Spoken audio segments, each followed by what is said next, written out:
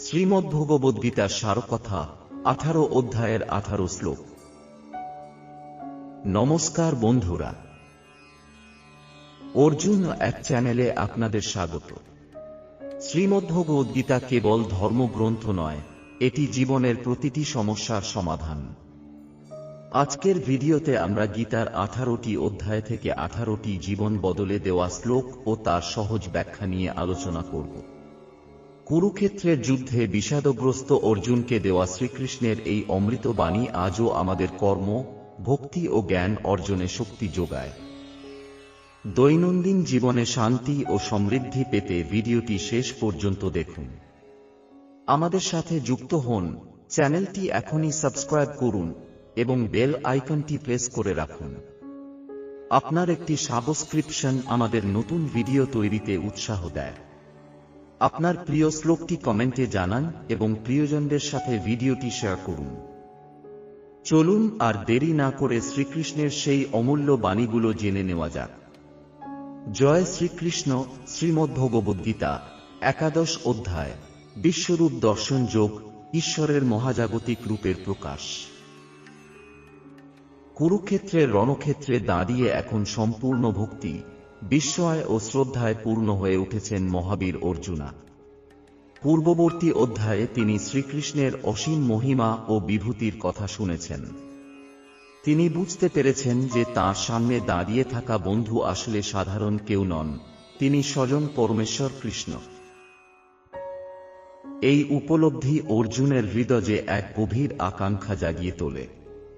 তিনি শুধু শুনে সন্তুষ্ট থাকতে চান না, তিনি সেই অসীম ঈশ্বরের প্রকৃত রূপ নিজ চোখে দেখতে চান। অর্জুনের অনুরোধ। গভীর ভক্তি ও বিনয়ের সঙ্গে অর্জুন বললেন,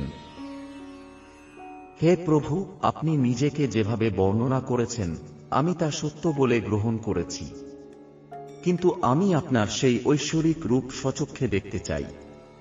যদি আপনি মনে করেন আমি তা দেখার যোগ্য, তবে আমাকে আপনার সেই বিশ্বরূপ দর্শন করান। এই অনুরোধ ছিল এক অসাধারণ মুহূর্ত। একজন মানুষ সরাসরি ঈশ্বরের মহাজাগতিক রূপ দেখার আকাঙ্ক্ষা প্রকাশ করছে। দিব্য চক্ষু প্রদান। শ্রীকৃষ্ণ মৃদু হেসে বললেন, হে অর্জুন, তুমি আমার বিশ্বরূপ দেখতে পারবে, কিন্তু এই সাধারণ চোখ দিয়ে নয়। আমি তোমাকে দিব্য চক্ষু প্রদান করছি। এরপর তিনি অর্জুনকে এক বিশেষ দৃষ্টি শক্তি দিলেন, যার মাধ্যমে মানুষ সাধারণ সীমার বাইরে গিয়ে ঈশ্বরের অসীম রূপ দেখতে পারে। বিশ্বরূপের অভূতপূর্ব প্রকাশ। তারপর যা ঘটল তা ভাষায় বর্ণনা করা প্রায় অসম্ভব। কৃষ্ণ তাঁর মানব রূপ ত্যাগ করে প্রকাশ করলেন তাঁর বিশ্বরূপ, এক অসীম, অনন্ত এবং মহাজাগতিক রূপ। অর্জুন দেখলেন অসংখ্য মুখ, অসংখ্য চোখ, অসংখ্য দেবতা, ঋষি ও জীব সেই রূপের মধ্যে অবস্থান করছে। অসংখ্য অলৌকিক অলংকার ও অস্ত্র। চারদিকে অসীম আলো, যা হাজার সূর্যের একসঙ্গে উদয়ের মতো দীপ্তিমান। এই রূপ এত বিশাল ছিল যে মনে হচ্ছিল সমগ্র বিশ্ব ব্রহ্মাণ্ড তার মধ্যে সমাহিত। সবকিছু এক রূপে। অর্জুন দেখলেন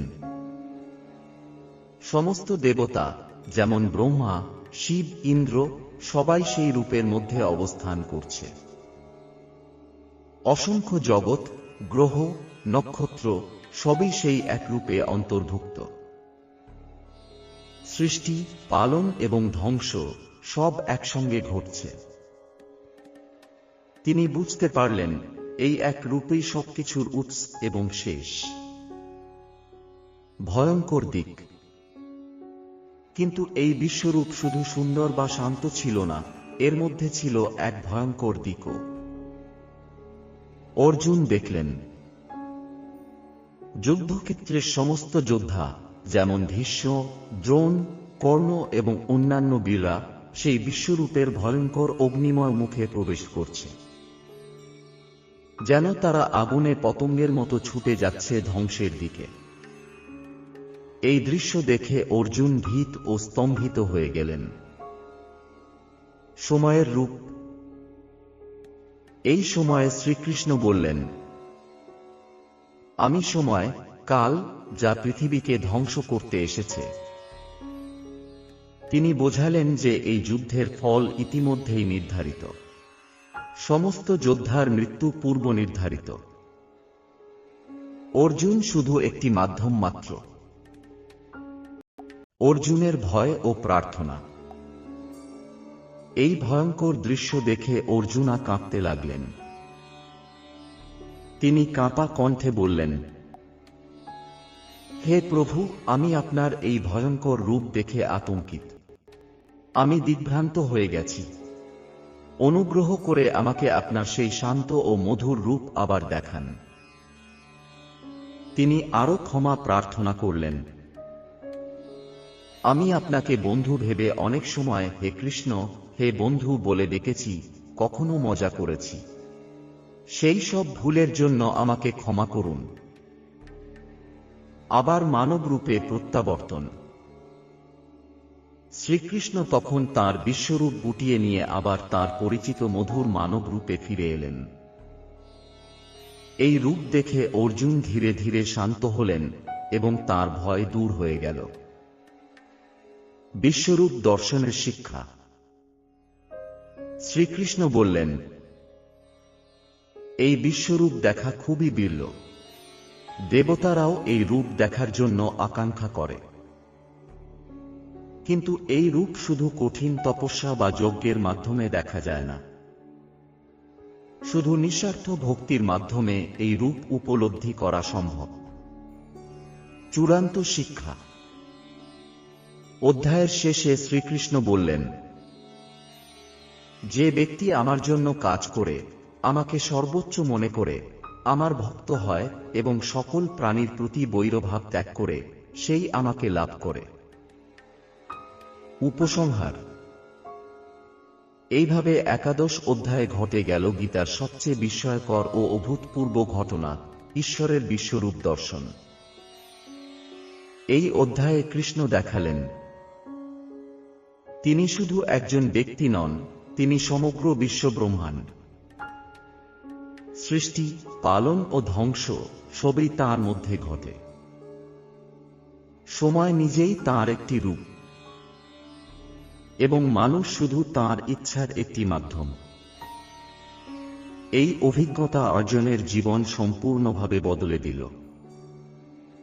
তিনি এখন সম্পূর্ণভাবে নিশ্চিত তিনি কার সঙ্গে কথা বলছেন এবং তাঁর কর্তব্য কি। এইভাবেই ভগবদ্গীতার শিক্ষা আরো গভীর হয়ে ওঠে এবং অর্জুন সম্পূর্ণভাবে প্রস্তুত হয়ে ওঠেন তাঁর জীবন